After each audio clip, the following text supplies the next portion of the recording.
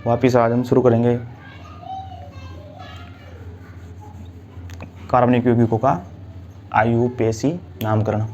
देखो, organic compound है तो इसमें कार्बन मौजूद है, ठीक। और इसका IUPAC नामकरण करने की ज़रूरत क्यों पड़ी? क्योंकि इसके प्रकृति में बहुत सारे कंपाउंड उपलब्ध है, तो उन कंपाउंडों को पहचानना बहुत मुश्किल काम था और उनका एक उचित तरीके से नाम रखना बहुत ज़्यादा ज़रूरी था। तो एक पद्धति का विकास हुआ, उसका नाम था IUPAC। तो देखो, इसका नाम क्या होता है पूरा, इसकी फुल फॉर्म क्या होती हैं? इसकी फुल फॉर्म होती हैं international union of pure and applied chemistry. तो इसका हिंदी में नाम देखो क्या होता है। इंटरनेशनल का तो अंतर्राष्ट्रीय, प्योर का विशुद्ध तथा प्रयुक्त रसायन संघ, तो इसका ये नाम हो गया। अब IUPAC नामकरण पद्धति में क्या होता है, देखो दो चीज़ें होती हैं। एक तो होता है पूर्वलगन और एक होता है अनुलगन। पूर्वलगन क्या होता है? जिससे उपसर्ग होता है हिंदी में, यानी कि जो आगे लगता है ना परफिक्स, और अनुलगन क्या होता है? सफिक्स, ठीक। तो जो ये तो उपसर्ग मान लो, इसको प्रत्यय मान लो, कैसे हिंदी के हिसाब से, यानी कि जो आगे लगता है वो पूर्वलगन, जो पीछे लगता है वो अनुलगन, ठीक। अब पूर्वलगन में भी क्या होता है, तो को पहले हाइड्रोकार्बन होता है पूर्वलगन में, और अनुलगन में होता है क्रियात्मक समूह। तो अब हाइड्रोकार्बन की बात करते हैं हम। तो हाइड्रोकार्बन की जो बात करते हैं तो इसमें है ना दो तत्व विद्यमान है। कौन कौन से? वो नाम से स्पष्ट हो रहा है, एक तो हाइड्रोजन और एक कार्बन। अर्थात हाइड्रोकार्बन वे पदार्थ होते हैं जिनमें कार्बन तथा हाइड्रोजन विद्यमान है, ठीक। तो ये देखना है। अब ये देखना है अपन को कि हाइड्रोकार्बन कौन होते हैं। अब हाइड्रोकार्बन दो प्रकार के होते हैं वैसे तो। कौन कौन से? एक तो होते हैं संतृप्त हाइड्रोकार्बन और एक होते हैं असंतृप्त हाइड्रोकार्बन। अब देखो, यहाँ से इनका वर्गीकरण करते हैं ना, तो ये देखते हैं। पहला वर्गीकरण है बॉन्डिंग के आधार पर, एल्केन जो कि संतृप्त हाइड्रोकार्बन है, दूसरा है एल्कीन जो कि असंतृप्त हाइड्रोकार्बन है, और तीसरा है एल्काइन जो कि संतृप्त हाइड्रोकार्बन है। तो इनके भी कुछ सूत्र होते हैं। जैसे एल्केन का सूत्र होता है CnH2n+2, ठीक। जैसे अगर कार्बन का मान 1 है तो C1 यहाँ रख दो, 2 × 1 + 2, तो क्या बन गया ये C1, 2 × 2 1 हो गया, और ये 4 हो गया ना, तो ये CH4, यानी कि ये मेथेन बन गया। अब ये बना कैसे नाम, ये अपन को देखना है। ये IUPAC पद्धति में नाम है मेथेन, ठीक। उसी प्रकार इसका बन जाएगा। इसका अगर इनका मान 2 लेते हैं तो देखते हैं, ये बन जाएगा C2 तो हो जाएगा, यहाँ पर ये हो जाएगा C2H4। क्यों? क्योंकि यहाँ डायरेक्ट 2 से गुणा जाएगा ना, तो 2 × 2 = 4 हो जाएगा, तो ये हो गया यहाँ पर। यहाँ देखते हैं तो ये हो जाएगा, देखो यहाँ पर रखते हैं मान 2 रखते हैं, चलो मान रख ही देते हैं ना। तो फिर 2 × 2 - 2, तो क्या हो गया यहाँ C2, 4 - 2, तो हो गया H2। तो इसका सूत्र हो गया। ये तो क्या हो गया, एथीन हो गया। अब एथीन क्यों हुआ इसका भी देखेंगे। अरे क्या हो गया, एथाइन हो गया। ये क्यों हुआ ये भी देखेंगे। ये IUPAC पद्धति में है। अब ये कैसे हुआ ये देखेंगे। हाइड्रोकार्बन हो गया कितने प्रकार के, 3 प्रकार के, एल्केन, एल्कीन, एल्काइन, और कैसे हैं, प्रोलगन। अब ठीक है, अपन बात करते हैं क्रियात्मक समूह की। अब क्रियात्मक समूह बहुत सारे प्रकार के हैं, जो कुछ प्रकार यहाँ बता रखे हैं मैंने, और जैसे उदाहरण एग्जाम्पल करते जाएंगे वैसे अपन क्रियात्मक समूह को पढ़ते जाएंगे। अभी अनुलगन के रूप में भी कार्य करते हैं और पूर्वलगन के रूप में भी कार्य करते हैं। पर कब कार्य करते हैं, जब ये 2 क्रियात्मक समूह साथ आ जाए अलग अलग प्रकार के, ठीक। अब यहाँ देखते हैं, पहला क्रियात्मक समूह है OH। अब ये OH क्या होता है, ये OH होता है एल्कोहल। जैसे एथेनॉल, मेथेनॉल, ये क्या होता है, एल्कोहल होता है। जो शराब होती है ना, ये वही होती है, ठीक। उसके बाद आता है ये COO, ये होता है कीटोन, डबल बॉन्डिंग होता है ऑक्सीजन और कार्बन के मध्य, ठीक। ये होता है कीटोन। ये होता है एमीन, और ये होता है कार्बोक्सिलिक अम्ल COOH, और ये होता है एल्डिहाइड, ठीक। ऐसे अनेक प्रकार के क्रियात्मक समूह होते हैं, ठीक। और हम देखते हैं कि जो एक क्रियात्मक समूह हैं तो इनको हम जब लगाएंगे नामकरण में, तो इनका जो अनुलगन है वो क्या लगेगा। देखो, इसका तो ओल बच जाएगा, एल्कोहल का, तो कीटोन का ओन हो जाएगा पीछे, और इसका एमीन हो जाएगा, और इसका कार्बोक्सिलिक अम्ल का OH अम्ल हो जाएगा, और एल्डिहाइड का एल बच जाएगा। तो ये हम नामकरण करेंगे तब देख लेंगे, जब उदाहरण से करेंगे तो ये ज़रा समझ में आ जाएगा। अब देखते हैं, बात करते हैं हम उदाहरण से समझते हैं। देखो इनको तो मैं मिटा देता हूँ, देखते हैं हम नाम से। अब देखो मैंने बताया था कि कार्बन के इतने क्यू विद्यमान है। कार्बन में 2 गुण विद्यमान होते हैं। पहला कौन सा? श्रृंखलन का, यह परीक्षा में डायरेक्ट आता है। दूसरा होता है सौ आबंधन का। अब सौ आबंधन क्या होता है ये भी हम देखेंगे। देखो श्रृंखलन क्या होता है, मतलब कार्बन का किसी अन्य तत्व के साथ बंध बनाना श्रृंखलन का गुण कहलाता है। ठीक, उसी प्रकार सौ आबंधन क्या होता है कि कार्बन का कार्बन के साथ बंध बनाना। अब कार्बन का कार्बन के साथ एक बॉन्ड, डबल बॉन्ड और ये ट्रिपल बॉन्ड, ठीक ऐसे बना लेता है।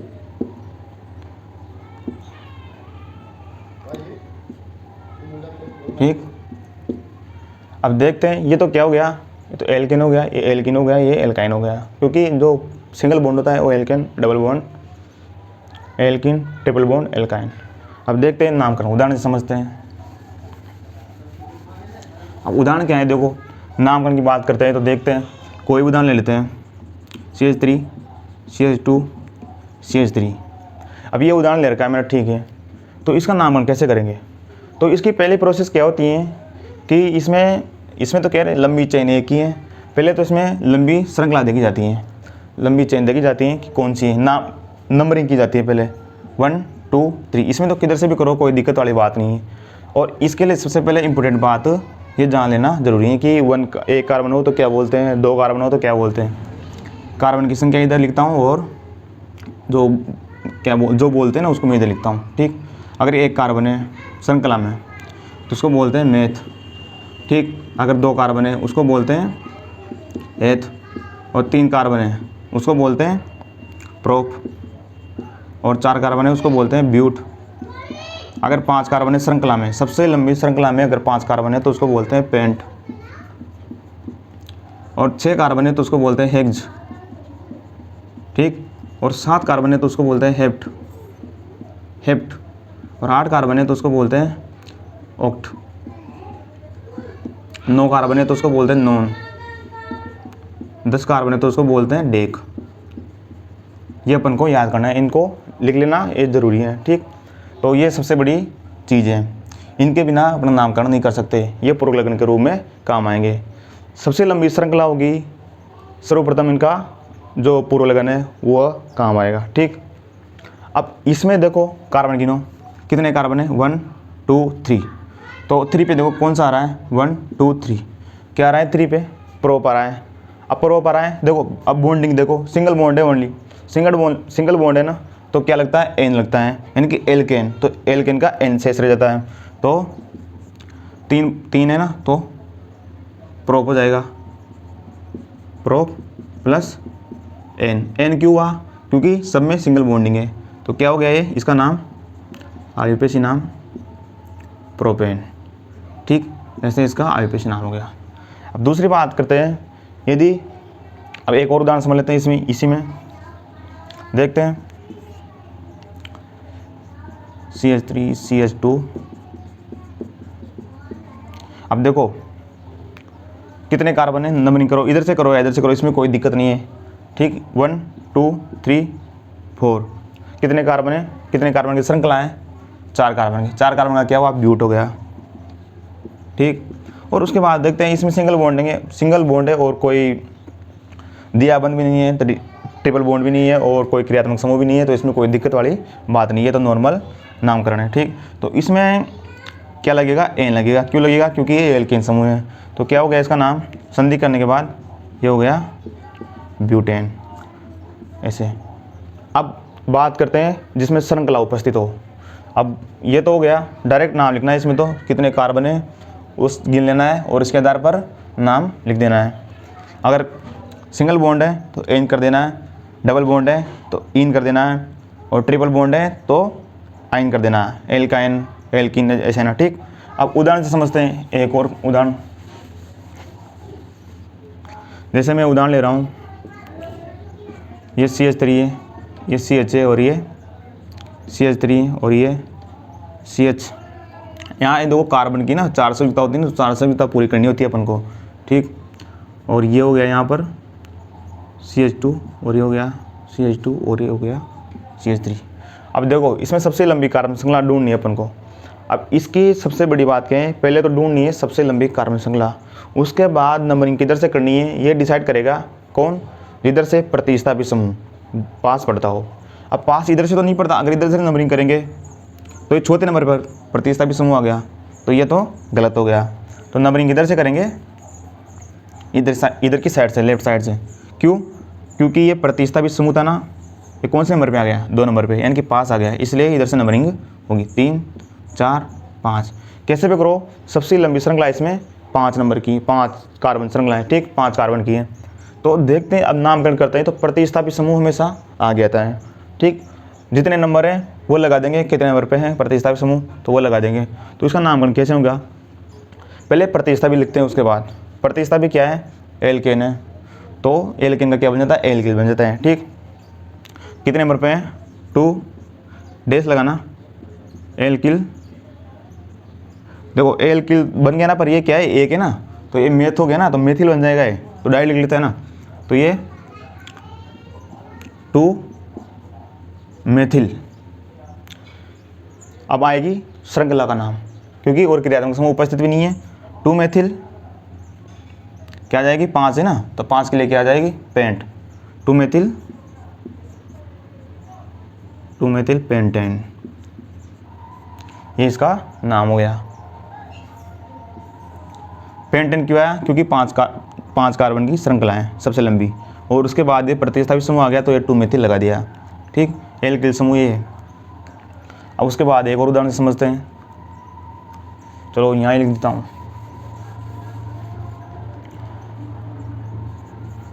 ये CH3 CH, ये CH3, ये CH3 CH2 CH3, ठीक। एक और बढ़ा देते हैं, चलो CH3। तो बताओ नंबरिंग किधर से होगी, सबसे लंबी श्रृंखला ढूंढनी है पहले तो, कितने कार्बन की, 1 2 3 4 5 6, 1 2 3 4 5, यहाँ तो कम हो गई, 1 2 3 4 5 6, तो यानी कि सबसे लंबी श्रृंखला कितनी है, 6 कार्बन की है। तो ठीक, अपन को क्या देखना है, अब अपन ये देखना है कि प्रतिस्थापी समूह कहाँ से पास बढ़ रहा है। तो प्रतिस्थापी समूह है जो एल्किल समूह है, प्रतिस्थापी समूह, तो एल्किल समूह है, तो यहाँ से तो देखो 1 2 3 4 नंबर पर आ रहा है, तो ये तो गलत हो गया। क्यों? क्योंकि दूर से नहीं होना चाहिए प्रतिस्थापी समूह। उसके बाद देखते हैं, इधर से नंबरिंग करता है 1 2 3 4 5 6, तो 6 कार्बन की श्रृंखला है और प्रतिस्थापी समूह यहाँ से पास बढ़ रहा है। तो ठीक, अब यहाँ से नामकरण करने के लिए क्या करेंगे, अगर 2 प्रतिस्थापी समूह सेम है तो उसको कोमा लगा के लिख देंगे अपन। कैसे लिखना है देखते हैं, 2 पे हैं और 3 पे हैं, सेम है, तो 2,3 ये नाम लिखने का तरीका है। 2,3 कौन सा है, मेथिल है। मेथिल क्यों है, क्योंकि 1 कार्बन है, तो ये मेथिल लिख दिया।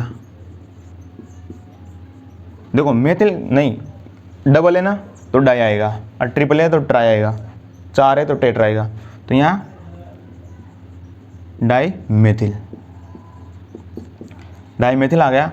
उसके बाद देखो, अब क्रिया जो अपना प्रतिस्थापी समूह था वो लिख दिया। अब कुछ नहीं है इसमें, कोई क्रियात्मक समूह एक्स्ट्रा नहीं है। अब तो क्या बची, कार्बन श्रृंखला की चेन बची। देखो कितने हैं, 6, तो 6 कहाँ है, हेक्स पे, तो क्या हो जाएगा, डबल बॉन्ड नहीं है, सिंगल बॉन्ड है ओनली, तो एन लिख जाएगा पीछे, तो क्या हो जाएगा, हेक्सेन। ये क्या हो जाएगा, हेक्सेन। 2 3 डाईमेथिल, डाई क्यों आया, क्योंकि ये डबल है, डबल प्रतिस्थापी समूह है। हेक्सेन क्यों आया, क्योंकि 6 कार्बन की चेन है, तो ये 2 3 डाईमेथिल हेक्सेन हो गया इसका आयुपेशी नामकरण। अब ऐसा ही कोई उदाहरण देख लेते हैं अपनी तरफ से कोई भी। अब ले लेते हैं एक और उदाहरण, सी, तो यहाँ ले लेते हैं CH3 और CH3। सबसे लंबी कार्बन श्रृंखला ढूंढो इसमें। देखो सीधी सी इधर तो जाना ही नहीं है ना, क्योंकि प्रतिस्थापी समूह यहाँ पास दिख रहे हैं, तो यहाँ से नंबरिंग होएगी 1 2 3 4 5 1 2। देखो 5 कार्बन की श्रृंखला है, कैसे भी कर लो, ठीक। अब यहाँ से नंबरिंग की 1 2 3 4 5। अब देखो यहाँ 2 पर 2 मेथिल समूह आ रहे हैं, पर ये भी 2 पे आ रहा है, ये भी 2 पे आ रहा है, कोई दिक्कत वाली बात नहीं है। यहाँ 3 की जगह 2 2 ही कर देंगे। देखो तो इसका क्या नाम हो जाएगा, 2,2 कितने मेथिल समूह 2, तो 2,2 देखो 2 है ना, तो मैंने क्या बोला डाई आएगा ना, तो ये आ जाएगा डाई मेथिल 2,2 डाई मेथिल। यहाँ डैश लगाना ज़रूरी है। क्या आएगा अब 5 है ना, तो 5 का क्या हो जाएगा पेंट। देखो पेंट डैश यहाँ लगेगी, पेंटेन 2,2 डाईमेथिल पेंटेन। तो ये इसका नाम हो गया। अभी तो हमने केवल प्रतिस्थापी समूह वाला देखा है, जब क्रियात्मक समूह वाला आएगा तो वो देखेंगे। अब अगर देख लेते हैं क्रियात्मक समूह वाला भी देख लेते हैं। 5 कार्बन था तो पेंटेन हो गया, और 2 प्रतिस्थापी समूह थे, दोनों सेम जगह पे थे, तो 2,2 डाईमेथिल पेंटेन हो गया। अब देख लेते हैं, जैसे एल्कोहल वाला क्रियात्मक समूह मैंने बताया था सर्वप्रथम, वो देख लेते हैं। अब देखो ये देखो CH3OH है। अब देखो ये OH आ गया, तो ये OH कौन सा समूह है, मैंने बताया था OH कौन सा है, एल्कोहलिक। अब एल्कोहलिक में बताया था ना, एल्कोहल क्रियात्मक समूह। तो एल्कोहल में मैंने बताया था कि इसमें क्या लगेगा, ओल लगेगा, ठीक। ओल की जो अनुलग्न लगेगा ओ लगेगा, ठीक। अब यहाँ पर देखो कितने कार्बन हैं, यहाँ पर एक कार्बन है ओनली, ठीक। तो एक कार्बन में मेथ है, मेथ तो ये मैंने लिख दिया, मेथेन है ना, प्लस क्या आएगा अनुलग्न ओल आएगा। तो ये इसकी संधि करेंगे तो क्या बन जाएगा, ये मेथेनॉल बन जाएगा। ऐसे अपन को नाम याद रखना है। इसका है लगाना अनुलग्न ओल एल्कोहल का, तो ये मेथेनॉल हो गया। इसी प्रकार देखो मेथेनॉल पी लेते हैं कई बार शराब की जगह, तो आदमी की मृत्यु तक हो सकती है ना, होती है, हो सकती है क्या। अब देखते हैं दूसरा उदाहरण इसका, CH3CH2OH। देखो कितने कार्बन है 1 2। अब देखो इसमें जो नंबरिंग होगी वो क्रियात्मक समूह है ना उसके पास से होगी, जहाँ पर क्रियात्मक समूह पास पड़ता है वहाँ से नंबरिंग होगी 1 2। देखो अब कितने कार्बन है 2, तो 2 का क्या हो गया एथ हो गया, तो मैंने क्या लिख लिया, देखो यहाँ लिख लेता हूँ, ये तो एथ हो गया। 2 तो कार्बन है और अनुलग्न कौन सा है, देखो एथेन है ना, तो संधि कर लेंगे, तो ये क्या हो गया अनुलग्न ओल हो गया ना। तो ये क्या होगा इसका संधि करने के बाद एथेनॉल, इसका नाम हो गया एथेनॉल, जिसको क्या बोलते हैं, ये शराब है, ठीक। ये शराब का प्रकार है एथेनॉल, इसको पीते हैं लोग, ठीक। इसी को पी गए ना अंग्रेजी बोलते हैं लोग ऑटोमेटिक। और अब देखते हैं एक और उदाहरण प्रतिस्थापी समूह के साथ, एक और उदाहरण देख लेते हैं इसका, थर्ड नंबर का उदाहरण CH3CH2OH। अब देखो अब यहाँ कोई दिक्कत वाली बात नहीं, यहाँ नियम क्या बोलता है, प्रतिस्थापी समूह काम नहीं करेगा यहाँ पर, जो नियम था। अब यहाँ नियम क्या काम करेगा, जो क्रियात्मक समूह पास है ना वहाँ से नंबरिंग होगी, तो नंबरिंग कहाँ से होगी 1 2 3 4। देखो 4 कार्बन की चेन है, तो 4 के तो क्या हो जाएगा ब्यूट हो जाएगा। पर इसमें देखो प्रतिस्थापी समूह भी आ रहा है ना, कौन सा वाला एल्किल वाला, यानी कि एल्किल में कौन सा आ रहा है मेथिल वाला, ये तो मेथिल हो गया ना। अब देखते हैं 1 2 3, जो प्रतिस्थापी समूह आता है मैंने क्या बोला था हमेशा आगे आएगा, पूर्व लगन के रूप में काम आएगा। तो ये तो क्या हो जाएगा 3 पे आ रहा है, तो ये तो क्या हो जाएगा नाम करते हैं, देखो यहाँ पर 3 मेथिल हो गया। और उसके बाद देखो एक पे तो इसका तो कोई दिक्कत नहीं है, अनुलग्न क्या हो गया ओल हो गया। कितने कार्बन की चेन है, तो वो देखो पहले 4 की, तो ब्यूटेन हो गया ना यहाँ, तो ब्यूटेन का क्या हो जाएगा संधि करके ब्यूटेनॉल हो जाएगा, ब्यूटेनॉल। तो ये 3 मेथिल ब्यूटेनॉल हो गया। तो ऐसे अपन को नामकरण करना है। अब एक और उदाहरण देख लेते हैं, कोई भी प्रतिस्थापी समूह जैसे क्लोरीन वगैरह हेलाइड वगैरह जो समूह है ना उसके देख लेते हैं एक और। CH3 CH Cl CH2 CH2 OH। अब यहाँ देखते हैं, देखो क्रियात्मक समूह यहाँ है ना, तो नंबरिंग कहाँ से होगी 1 2 3 4। देखो ये प्रतिस्थापित समूह है, क्रियात्मक समूह नहीं है, तो ये हमेशा पूर्व लगन के रूप में आएगा। तो कितने नंबर पे, 3 पे, तो क्या हो जाएगा 3। क्या आएगा, क्लोरीन है तो क्लोरो, 3 क्लोरो। अब श्रृंखला देखो कितने कार्बन की है, 4 की, तो क्या हो जाएगा ब्यूट प्लस ब्यूटेन। देखो डायरेक्ट संधि कर लेते हैं ना, ब्यूटेनॉल। क्यों होगा, क्योंकि जो ये है ना ओल वाला समूह है, तो ये क्या ब्यूटेनॉल, 3 क्लोरो ब्यूटेनॉल। तो इसे अपन को नामकरण करना है। अब देखते हैं, थोड़ा सा काम करके आप भी करो, देगा कमेंट में बता देना आप। कुछ देता हूँ मेरी तरफ से उदाहरण में। देखो इसका नामकरण करना,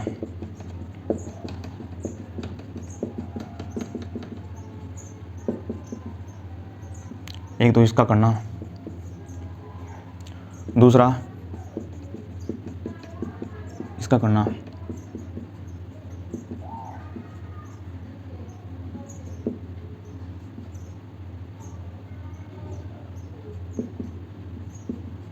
इसका करना, तीसरा CH3 CH CH CH CH3 CH। देखो 3 है तो मैंने बताया टेट्रा आ जाएगा,